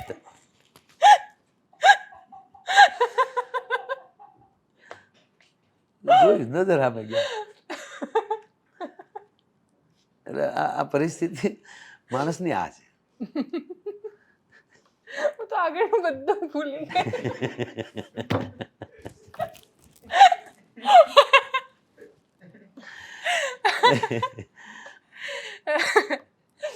તો આવી પાછી ફરી એકવાર સાહિત્ય પર આવું તો આ બધું જ જ્યારે તમે આ દર્શકોની વચ્ચે જાઓ, ડાયરામાં બીજી એક પેટર્ન ઘણા સમયથી જોવા મળે છે. છેલ્લા થોડા સમયથી ડાયરાઓ વિવાદમાં બહુ આવે છે. એટલે જ્યારે સામે બહુ જ બધા દર્શક હોય તો ઘણી બધી વાર કલાકારો જાણે પેલો એકબીજાને પડકાર આપવા માટે ને ચેલેન્જ આપવા માટે ભેગા થયા હોય એ રીતે ઘણી વાર બહુ બધા લોકો બોલતા હોય છે. જનરલાઇઝ નથી કરતી, દરેક લોકો આવું નથી કરતા, પણ અમુક જગ્યાએ આવું જ્યારે થાય છે તો શું એનાથી આખી એક ઓલ ઓવર જેનો ઉદ્દેશ્ય છે ડાયરાનો એ થોડો ભૂંસાય છે? ઘણી વાર મેં પહેલાં કીધું ને કે એક તો ઓડિયન્સ, આયોજક, અને ઘણીવાર એ કલાકારોને એ પાત્ર પછી ભજવવું પડે, અથવા તો કોઈની એ રીતની સ્ટાઇલ હોય. એટલે હું એમાં બહુ બેન નથી જાતો એનું કારણ, પણ મારો તે ટૂંકી વાત છે કે મારા દેશનો યુવાન, હું દાખલા દઉં છું આ કે તમે ઇતિહાસ વાંચો, પ્રશંસા નહીં. જ્યાં સુધી ઇતિહાસને ફોલો નહીં કરીએ, એ દરેકની એક અદા હોય છે, દરેકને હું પ્રણામ કરું છું ના, પણ ખરા અર્થમાં હું 2-3 વાત એવી વણી લઉં છું કે મારા 5 યુવાનો એ લઈ લેશે ને તો મારો ઉજાગરો, હું કહેતો હોઉં છું કે આચાર્ય જે ભગવાન રામની વાત આવી છે એમાંથી બને એટલા 2 પણ પ્રસંગો ગમે એમ કરીને આપી દેતો હોઉં છું, સાંભળવા મજબૂર કરીને. હું તમને જોક્સ કહે પણ પહેલાં મારી 2 વાત સાંભળવા, મારી ફરમાઈશ. તમે ન સાંભળો તો કાંઈ નહીં એમ કરીને એમ કહો માયો બોલશે ને માયલો સાંભળશે, પ્લીઝ મને તો સાંભળવા ગયો, મારે તો સાંભળવું કે નહીં, એમ કરીને હું 2-5 વાત કરતો હોઉં કે તમારી એક નાની એવી ભૂલ, તમારી એક નાની એવી વાયડાઈ, તમે કોની સામે વાયડાઈ કરો છો? તમે કોની સામે એન્ટ્રી પાડો છો? તમે બાઇકને એટલું બધું લીવર શું કામ આપો છો? તમે ચાલુ ફોને અથવા તો સામસામે કોમેન્ટ ખોટી શું કામ કરો છો? તમારી ઉર્જા અને ઓરા શું કામ બગાડો છો? અને તમારી એક ભૂલ, એક 22 વર્ષના દીકરાને ટ્રક સાથે મેં ચોંટી જતા જોયો છે. અને તમારા માવતર, તમારી મા, તમને ખબર છે ને કે 22 વર્ષના દીકરાની લાશ ઘરે આવે ત્યારે માની પરિસ્થિતિ શું થાય છે? અને તમારું લોહી કૂતરા ચાટતા હોય છે રોડ ઉપર, અને તમારે લોહી જ ઉડાડવું છે તો મિલિટરીમાં ભરતી થઈ જાઓ. તમારું એક લોહીનું ટીપું તિરંગાને ઉજળો કરે એવા માધ્યમથી પણ એક નીકળીએ તો મારા દેશના યુવાનને એક થવું જોઈએ કે આ ભાળી જશે તો આગળ કહેશે. વાત અને સાચી. બેન ખરેખર કહું બેન કે ખૂબ ફરક પડે છે.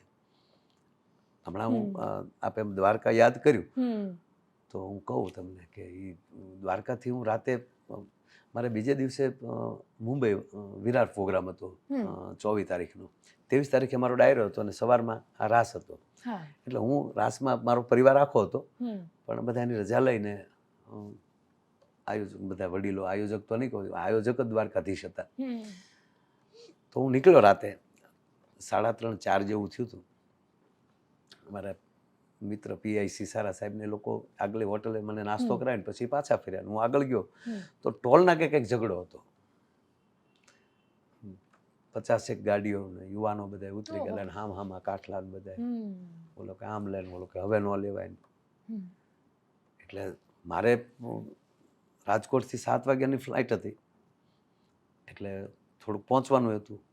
પણ બેન મને અંદરથી રાજી બહુ થયો હું કે જેમ હું ગાડીમાંથી ઉતર્યો અને જેમ જેમ જાતો ગયો એમ એક પણ વ્યક્તિ, એક પણ યુવાન જેને ખબર પડતી પોતપોતાની ગાડીઓ મળ્યા બેસવા. ક્યાં વાત છે. અને હું જ્યાં ટોલ નાકે પહોંચ્યો ત્યાં તો જેનો હતો એ પણ ગાડીમાં બેસી અને આ બાજુનો કાચ ઉતારીને મને બધા ભાવથી એક આતા શબ્દ કે આતા હું અહીંયા આવી ગયો અને હવે અત્યારે એમ કહે કે આ બંધ છે, તું રિવેસ લે, તો એને આગળથી બંધ કરી દેવું જોઈએ ને.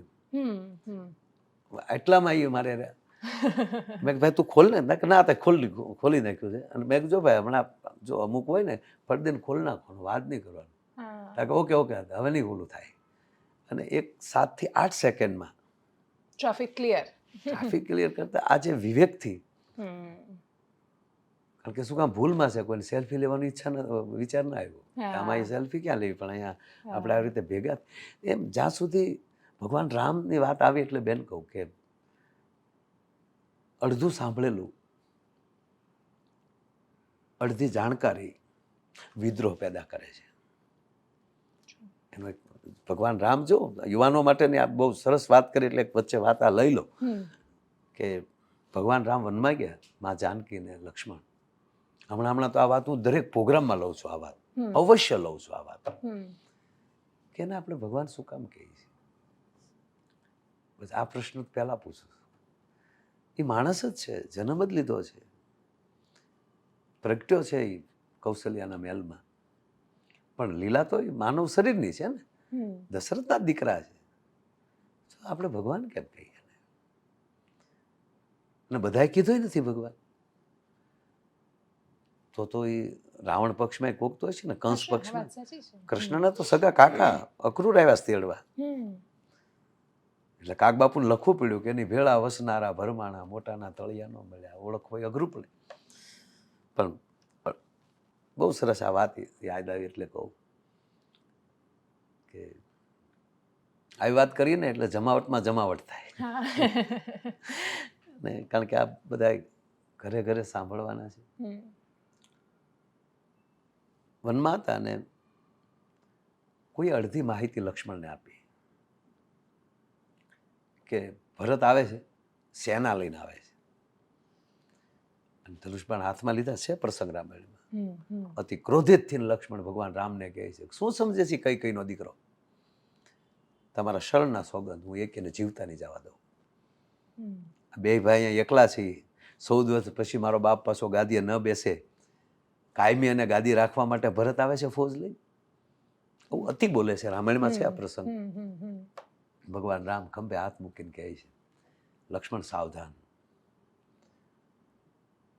આદર્શ ન ગુમાવો. આ દેશના યુવાનોને પગે લાગીને કહું, આદર્શ ન ગુમાવતા. કોણ છે જેને આજની ભાષામાં પ્રોટોકોલ,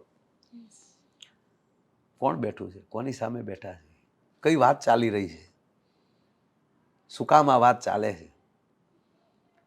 ભગવાન રામે ખંભે હાથ મૂક્યો લક્ષ્મણને. હવે ન કરી તું ભગવાન હારે રહેનારા શેષ નારાયણ છે, છતાં જો અડધી વાત આને જો ક્રોધિત કરી દેતી હોય તો આપણે તો માણસ છીએ હાવ, અને એનાથી એટલા વર્ષો દૂર છે. પણ ઈશ્વર છે ને બહુ સરસ છે. રામાયણ એટલા વર્ષ પછી સમજતા કર્યા છે, તે દી નહોતા સમજનારા. ભગવાન કૃષ્ણની ગીતાને સમજવામાં બેન 5,500 વર્ષ વયા ગયા આપણને, અત્યારે ઘરે ઘરે વંચાય છે જો વાંચી શકે તો. આદર્શ ન ગુમાવો લક્ષ્મણ. હમ. આદર્શમાં જીવન વ્યર્થ થઈ જાય. આદર્શ વગરનું જીવન નકામું છે, આવું કીધું. આદર્શ વગરનું જીવન નકામું છે લક્ષ્મણ. હમ. ત્યારે લક્ષ્મણે કીધું, પ્રભુ માફ કરજો, આદર્શમાં જીવન વ્યર્થ થઈ જાય એનું શું કરવું? મારા શું આદર્શ નથી એમ કહો તમે? હમ. જો હું આદર્શ ગુમાવ્યો તો મારા ભાઈને કોઈ વનમાં મોકલી શકે? આ આદર્શમાં જીવન વ્યર્થ થયું. ત્યારે ભગવાને કીધું, રામ કહે કે લક્ષ્મણ, આદર્શમાં વ્યર્થ થયેલું જીવન બીજાની માટે આદર્શ બની જાય છે. હા. આદર્શમાં વ્યર્થ થયેલું જીવન બીજાની માટે આદર્શ બની જાય છે.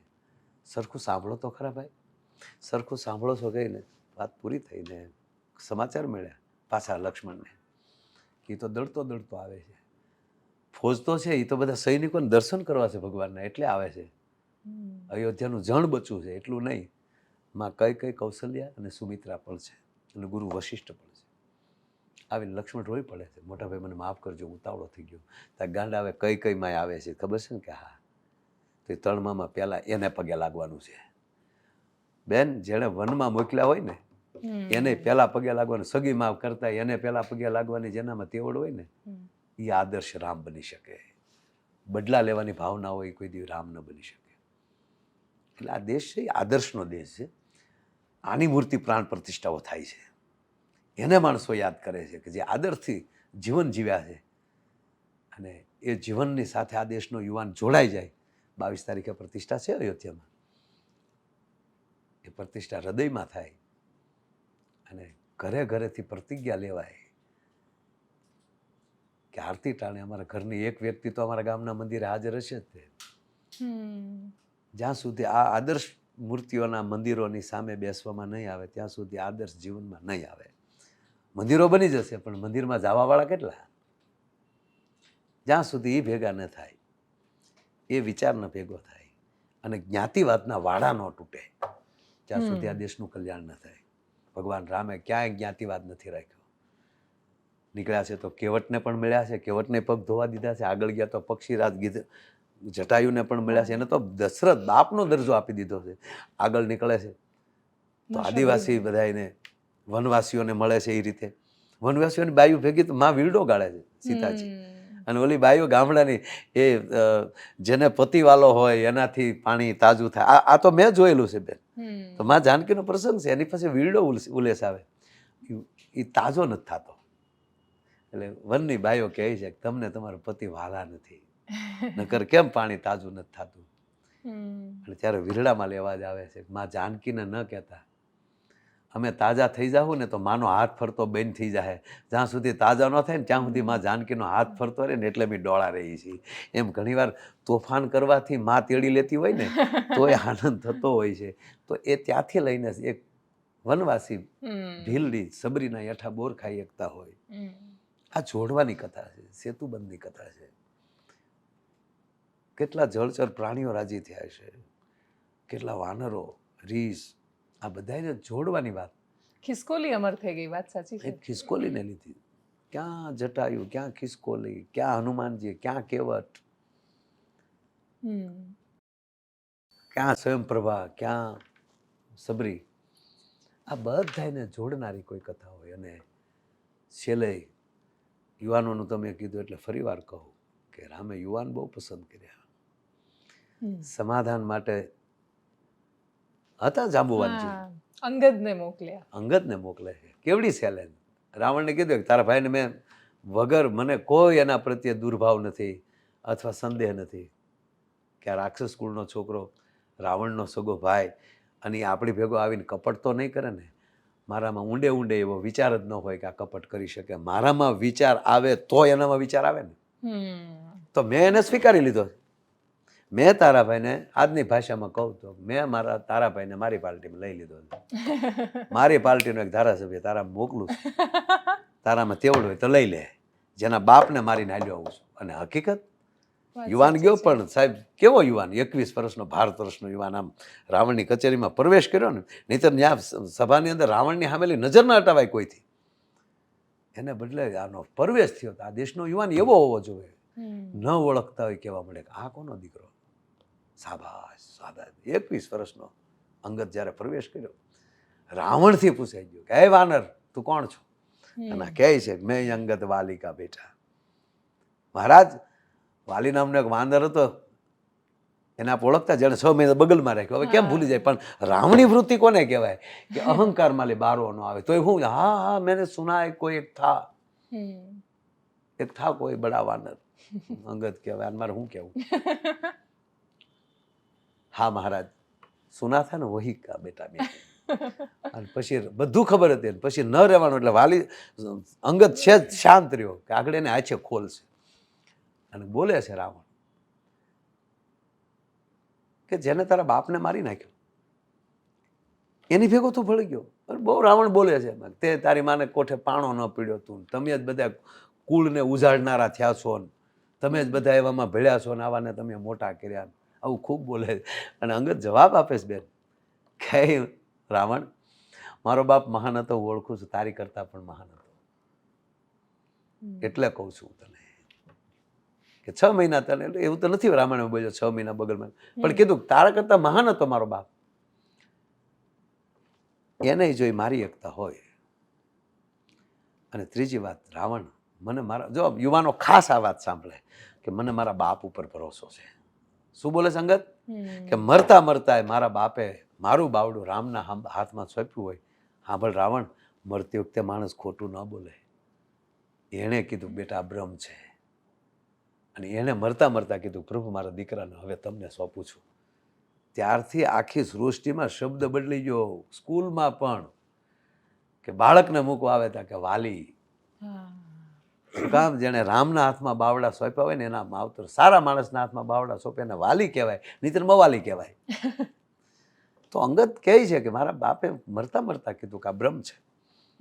માટે કહું છું રાવણ, મારો બાપ મહાન હતો, પણ લખણ તમારે જેવા હતા એટલે પ્રભુએ માર્યા છે. એટલે હું તમને વિનંતી કરવા આવ્યો છું કે તમે મા જાનકીને સોંપી ગયો, અને માના ભગવાન બહુ દયાળુ છે, એને ચરણે આવી જાઓ, પ્રભુ તમને ક્ષમા કરશે. અતિ ક્રોધિત થઈને છેલ્લે બહુ મોટી વાત, પણ પરિવારમાં આવી કથાઓ યુવાનો માટે થવી જોઈએ. કારણ કે અત્યારે વ્યસને ચડ્યો છે. મને વ્યસન આ હોવું જોઈએ રાષ્ટ્રતાનું, પરિવારનું, કે જેણે પારણામાં લઈને અત્યાર સુધી મોટા કર્યા, દાડીઓ કરી કરીને ફી ભરી હોય, હવે એનો છોકરો એની સામે બરબરિયા કરતો હોય, અથવા તો એની દીકરી કીધા વગર વહી જતી હોય ઘરેથી, તે માવતરને કેવડું દુઃખ થાય છે. એને ભરોસો હોવો જોઈએ મારા માવતર મારા માટે કંઈક કરશે, અને જે કર્યું હા કંઈ ન કરો, સમય છે અત્યારે આપણી પાસે. પણ સાથી ઉપર પગ દીને વયા જાય ને પછી કોઈ દી મળે જ નહીં, અને ન મૂકવાના વીડિયા મૂકે, ન મૂકવાનું ઓલું થતું હોય. ત્યારે અંગતને કહે છે રામ કે હજી કહું છું માની જાય, નકર તમારી ફોજમાં મારી સામે લડ્યો છે કોણ? રાવણ. શું કામ? કારણ કે એને એ જેનાથી બીતો હતો વાલીથી, એને એ તો નથી. જો આ રાવણી વૃત્તિ આને કહેવાય, પણ જેને માર્યો એ તો સામો ઉભો, એ ભૂલાઈ જાય, ભૂલવું તો ભૂલાઈ જાય. એટલે કીધું અંગત તમારી ફોજમાં કોઈ મારી સાથે બાંધી શકે એવો છે નહીં. જાંબુવારને બુઢાપો આવ્યો છે, રામના બાણની તાકાતની મને ખબર છે, પણ એનું શક્તિનું મેં હરણ કર્યું છે. લક્ષ્મણ પણ સહેજ મહાન છે, યોદ્ધા છે, પણ એના ભાઈને આ પરિસ્થિતિ જોઈને એ લડી શકે એવા મૂડમાં એ પણ નથી. બાકી રહ્યા તમે બધાય વાંદરાઓ, તો તમે તો નદીના કાંઠાના ઝાડવા જેવા છો. સોંપે એમ છે નહીં, આ તો હું ડાયરેક્ટ ગુજરાત કહું કે તમે બધાય નદીના કાંઠાના ઝાડવા જેવા છો. જેમ ઘોડાપુર, મોટું પૂર આવે નદીમાં, અને નદીના કાંઠાના ઝાડવા જેમ ભેખું પડી પડી અને હડુડુડું કરતા એમ કહેવાય દરિયા ભેગા થઈ જાય, એમ રાવણ રૂપી નદીમાં ક્રોધરૂપી પૂર આવશે ત્યારે તમે બધા તણાઈ જવાના છો. એટલું કે જો રહી જાય ને તોય ડાયો, પણ થોડુંક ડાપણ રાવણે કર્યું કે એક વાંદરા મને કહ દેખાણ. કોનું કહો છું મહારાજ? થોડાક દી પહેલા જે મારું લંકા આખે હળગાવી ગયો, એમાં થોડોક તાકાત દેખાણી. ત્યારે અંગત કહે છે કે હવે મને લાગે છે રાવણ તારી બુદ્ધિ બેન્ડ મારી ગઈ છે. આ શબ્દ સાંભળી તારી સામે અમારે લડવું શું? હનુમાનજીનું કહો છો ને કે સાંભળજો મહારાજ, એ મારા કાકાની ચોકી કરે છે, એના ચોકીદાર છે, એનું ધ્યાન રાખે છે. એની કરતાં અનંત ગણી તાકાત. પણ હવે તમારે તમારા મુખમાંથી, તમે પણ વેદના ગાનારા છો, તમારા મુખમાં લઈ હનુમાનજીના વખાણ નીકળ્યા એટલે અમારથી આગળ નીકળી ગયા. હવે એ અમને ભરોસો છે, કારણ કે રામ ભક્ત છે, ભક્તિ સાથે સેવા કરે છે. અમે લાલચ સાથે થોડું ઘણું કે મને પછી કિષ્કિંધાનો યુવરાજ બનાવશે. અને કોઈ લાલચ નથી. પણ મહારાજ સાંભળી લો કે મારા કાકાની અનંત ગણી તાકાત છે, સુગ્રીવની ફોજમાં છે. એની કરતાં અનંત ગણી તાકાત મારા બાપમાં હતી, વાલીમાં. અને એની કરતાં અનંત ગણી તાકાત મારામાં છે. હવે તારે અરે લડવું નથી રાવણ, તારી ભરી સભામાં પગ મૂકું છું. અને એક તલભાર, જો આ ભારત વર્ષનો યુવાન કેવો હોવો જોઈએ એનો પરિચય આપે છે એક અંગત. રામે પસંદ કર્યો છે કે તારી ભરી સભામાં પગ મૂકું છું. અને એક તલભાર જો કોઈ પગ ઊંચો કરી લે તો સોગંદ રામના માં જાનકીને મૂકીને હાલતા થઈ જાવ. સાહેબ આ કઈ ક્યાં ભરોસાથી કહી શકું. અને એને પગ પેલા તો હાથ પછાડે છે, અને એક હાથ ખાલી પછાડ્યો ધરતી ઉપર, રાવણ ગાદી ઉપરથી પડી ગયો હતો. એટલું નહીં, એના 10 મુંગટ પડી ગયા હતા. કથા છે બહુ મોટી, સત્ય. પણ કોઈથી એક પગ ઊંચો ન થયો. છેલ્લે રાવણ આવે ત્યારે અંગત કહે છે કે મારો વડીલ છો, મને પગે લાગવું એ સારું ન લાગે. એની કરતાં પ્રભુ રામને પગે લાગી જાઓ ને, તમારે પગે જ લાગવું છે મને લાગુ, એની કરતાં રામને લાગી જાઓ ને, બધું હોનાર અટકી જાય. અને પછી રાવણ અંગત બહાર નીકળે છે. એમાં આપ જેવા કોઈ સારા પવિત્ર પત્રકારો મળે છે કે અંગત તમારો પગ કોઈ ઊંચો ન કરી શક્યો તો તમે રાવણને મારી ન શકો? એક ઠપાટે મારી નાખો. હું 6 મહિનાનો હતો ને તેથી મારા બાપે આને ઘૂઘરો કરીને ઘોડીએ બાંધ્યો હતો. આ 10 મસ્તક હું સૂતો સૂતો ઠપાટું મારતો હતો. આજે 21 વર્ષનો થયો છું અને હું મારી શકું. તે માર્યો કેમ નહીં? હહુના ભાગનો મોકો આપ્યો. પ્રભુએ મને મારવા નહોતો મોકલ્યો, બધાને અવસર દેવા મોકલે છે. એટલે હું અવસર દેવા આવ્યો હતો. બાકી મેદાનની વાત મેદાનમાં થઈ જશે. હવે અમને કોઈ ચિંતા નથી કે અમે લંકામાં પરાજય થઈને જઈએ. પણ એક યુવાન જો એટલી ચેલેન્જ કરી શકતો એ ભારતનો જ હોઈ શકે. પણ નિરઅભિમાની, વાયડાઈ નહીં ખોટી, જ્ઞાતિવાદ નહીં. એ ઓલી જ્ઞાતિનો છે, ઓલી જ્ઞાતિનો. હવે ગુજરાતી જ બનવું પડશે, ભારતીય જ બનવું પડશે, અને આર્ય જ બનવું પડશે. તો જ મારો તમારો એ ઉદ્ધાર છે. તો એ જાતિ ભાતિ એ જ્ઞાતિ છે, એ વ્યવસ્થા છે બેન, વિવાદ નથી. એક વ્યવસ્થા છે, હોવી જોઈએ, પ્રશ્ન નથી. હું કોઈ બોલું, એ વ્યવસ્થા છે. એક જેમ્સ જે ચાલ્યું આવતું હોય, પોતપોતાની ફરજ ઉપર બધું જતું હોય છે, એને હું સ્વીકારું છું. પણ વાદ વિવાદમાંથી બહાર જાય. રામ ભગવાન 18 વરણને પ્રેમ કરે છે અને એક સાથે જીવતા શીખવાડે છે કે મારી ફોજમાં રીસ પણ હોઈ શકે, જટાયુ પણ હોઈ શકે, વાનર પણ હોઈ શકે. તો એ બધાનો સ્વીકાર એ રામ.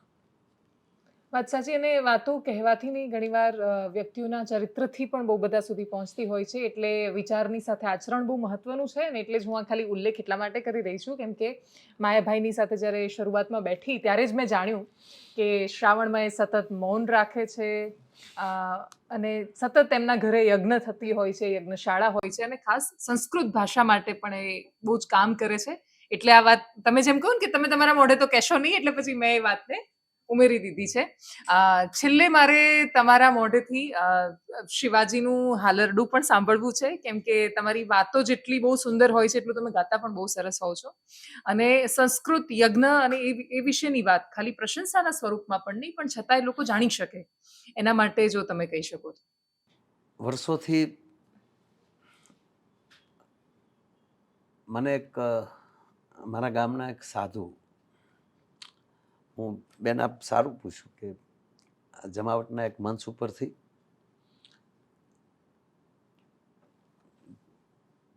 કે દરેક ગામડા, એ ગામનો સાધુ અને બ્રાહ્મણ સુખી થાય. અને સાધુ અને બ્રાહ્મણ બે એનું અભિયાન ચાલુ છે જ કે માણસને રામાયણનું જ્ઞાન ઘર ઘર સુધી ગામનો પૂંજારી પહોંચાડી શકશે. દરેક ગામમાં રામજી મંદિર છે, દરેક મંદિરો છે, શિવ મંદિર છે, શક્તિ મંદિર છે, અને દરેક ગામના બ્રાહ્મણ એ વેદોને લઈને અથવા તો આપણું, અને આપણે કેટલું સરળ કરી નાખેલું છે. ખાલી 3 શ્લોક આવડી જાય આપણને સવારમાં બોલતા, તો તમારે શિવપુરાણ ન વાંચવું પડે, તમારે વિષ્ણુ પુરાણ ન વાંચવું પડે, તમારે દેવી ભાગવત ન વાંચવું પડે. કપૂર ગૌરમ કરુણાવતારમ સંસાર સારમ ભુજગેન્દ્ર હારમ સદા વસંતમ હૃદયાર વિંદે ભવમ ભવાની સહિતમ નમામી. શિવપુરાણ આવી ગયું. મંગલમ ભગવાન વિષ્ણુ મંગલમ ગુરુલધજનમ મંગલમ પુંડરીકાષ્ટ મંગલાય તનો હરિ સર્વ મંગલ માંગલ્ય શિવે સર્વાર્થ સાધિકે શરણ્ય ત્રંબકે ગૌરી.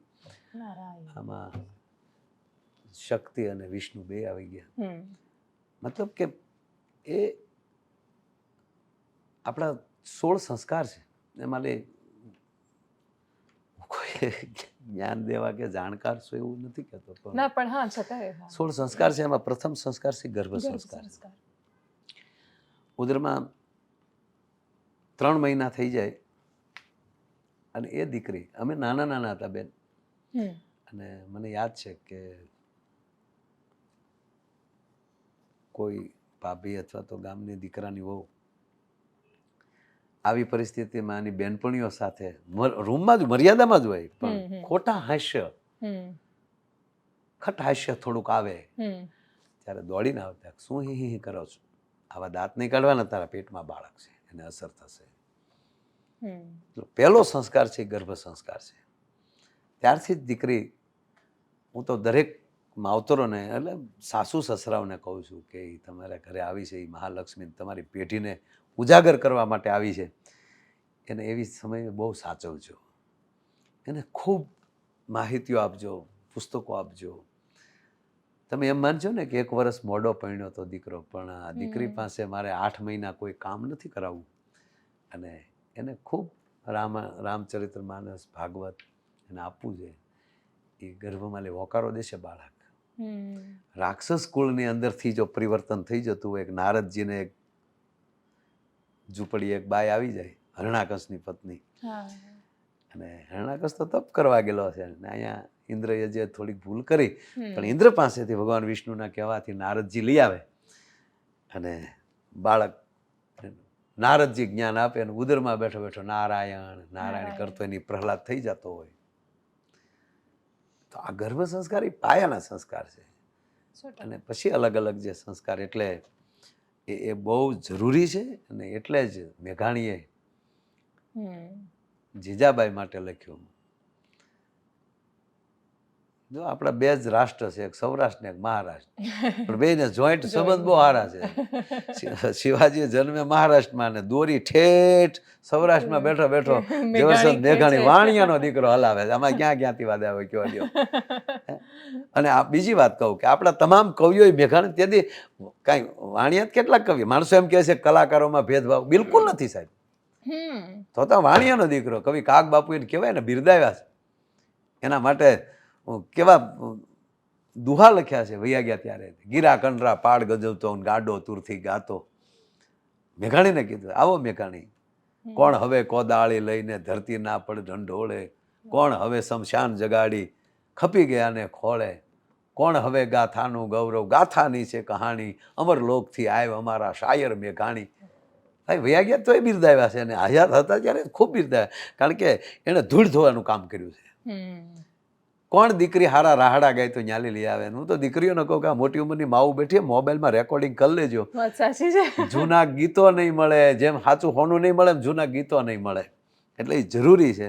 અને એટલે એક કડી